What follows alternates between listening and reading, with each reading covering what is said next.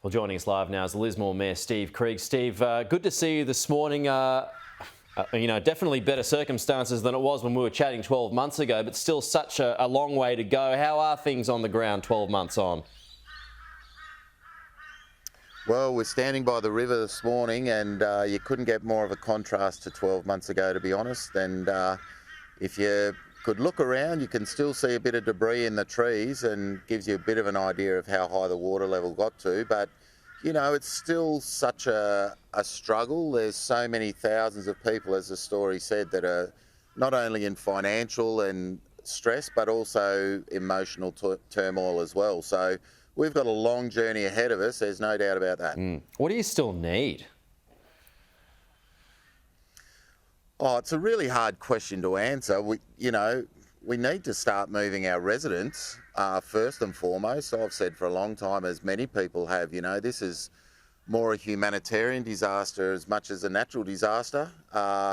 We've still got thousands of people living in emergency and temporary accommodation that really don't have any questions or answers as to where their future lies as far as housing. People just across the river from us have made their biggest investment in their homes and they're unlivable. They're paying mortgages. They're either renting or living in temporary accommodation. So, we just need the support to flow through a hell of a lot faster than what it has. So is the support there and it's just moving slowly, or is it not there at all? I mean, when it comes to support, what level is that at? Well, I sort of have to put it into a perspective as well and understand that in the state of New South Wales alone, we've had 120 council areas have a natural disaster declaration in the last 12 months. So we're not alone in our plight, and government resources are stretched to breaking point as it is already, but we just need the answers to come through. We've had the first announcement of potential buybacks just last week, so 12 months on. Yeah. But, we've had 4,500 people sitting on their roofs this time last year getting rescued. We just need answers. Well, just on buybacks. So there's been, according to my numbers here, 6,500 applications have been submitted to Northern Rivers Reconstruction Corp for buybacks. There will be a fraction of that, just 250 formal offers by the end of April. So 6,500 to just 250 by the end of April. I mean, that is some serious snail pace, isn't it? And that builds to the frustration and the anxiety and the stress levels of our residents in this town that, there was a lot of promises made very early on when there was 70,000 tonnes of rubbish getting picked up from our community.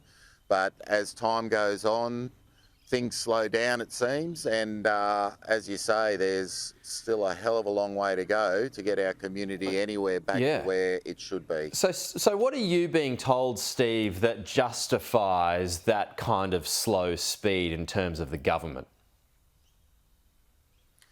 Well, we're only 120 kilometres from the Queensland border, who have had their state reconstruction authority in place for 11 years.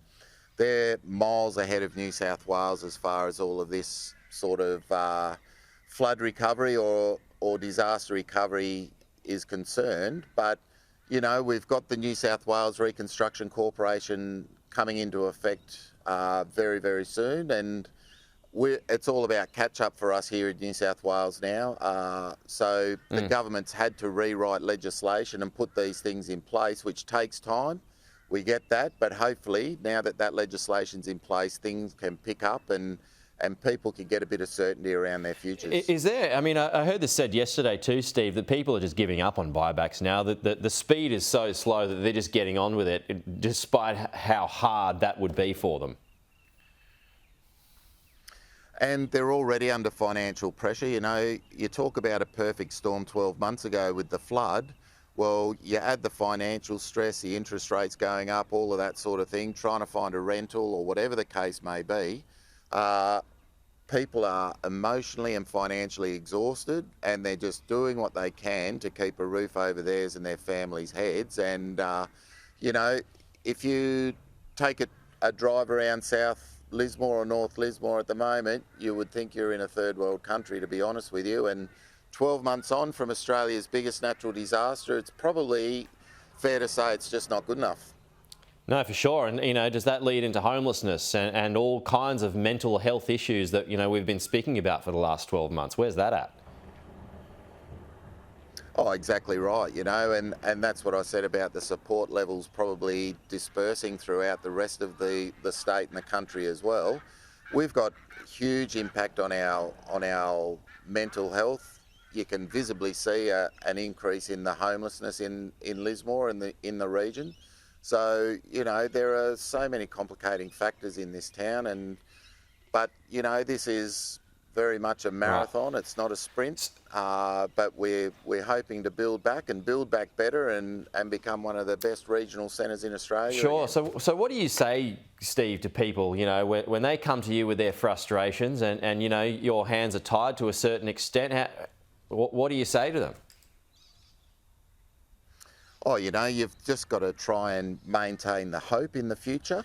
That's something that I certainly live for, is that the hope is that we'll be able to rebuild the city back better than it ever was. But it's incredibly frustrating. There is so much anger in the town because of the speed of the rollout of some of these things. But, perspective's really important in this situation as well, It is the biggest disaster in Australia's living history. It's fourth biggest disaster in the world in 2022. It's not going to come back straight away in 12 months or even in 24 months. We've got to take a bigger picture to this and realise that, Lismore is going to evolve and change over the next 5 and 10 years, but we still need that support and that ongoing help from the governments to get there. All right. Steve Krieg, the Lismore Mayor, really appreciate your time this morning. Thank you. We'll talk to you soon.